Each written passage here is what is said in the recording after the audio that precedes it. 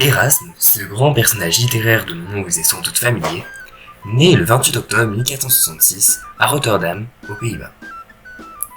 Il est l'une des plus grandes figures de la Renaissance du XVIe siècle. Toutes ses œuvres et tous ses actes traduisent la pensée humaniste. Il aspire à une société nouvelle, il prône la paix et l'éducation. On le surnomme le prince des humanismes, car il occupe la première place des érudits de son temps, exerçant même une grande influence sur eux. Erasme symbolise les principes d'une société nouvelle, une société respectueuse de la nature et de l'homme qui lui permet d'élever sa condition en accédant au savoir. Il veut revenir aux textes de l'Antiquité et aux textes sacrés. Pour lui, le parfait chrétien doit pouvoir faire sa propre lecture des textes religieux pour que sa foi en soit plus avisée.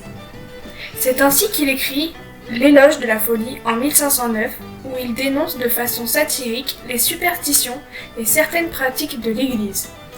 Il souhaite revenir aux véritables idéaux chrétiens en remettant ainsi en question les dogmes fondamentaux du catholicisme, qui ouvrent la voie à des personnages clés de l'histoire, comme Martin Luther à l'origine de la réforme religieuse et à la naissance du protestantisme.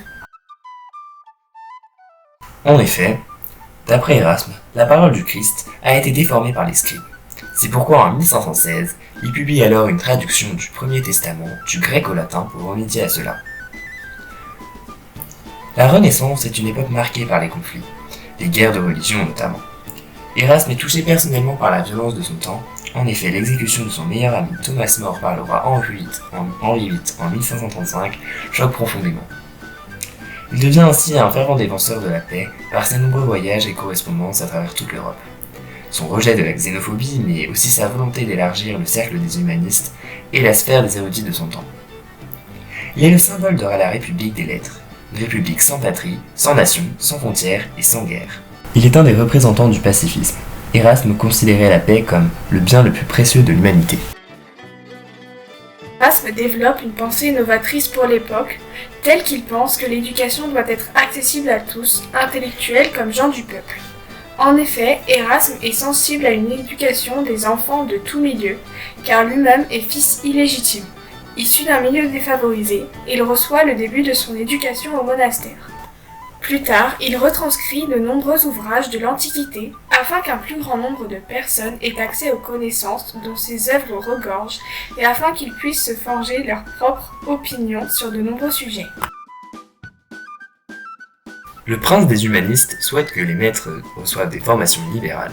Il écrit d'ailleurs Précepteur d'un prince à l'intention du précepteur de Charles Quint en 1514, car dès l'âge de 18 ans, Erasme est révolté contre la pédagogie en place.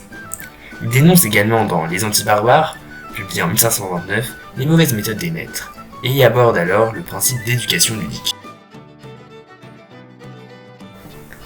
Erasme s'est battu toute sa vie pour faire évoluer la société de son temps, permettant ainsi à de grands changements de voir le jour. Ce dernier a eu par exemple une telle aura sur l'éducation que des programmes universitaires comme Erasmus portent aujourd'hui son nom.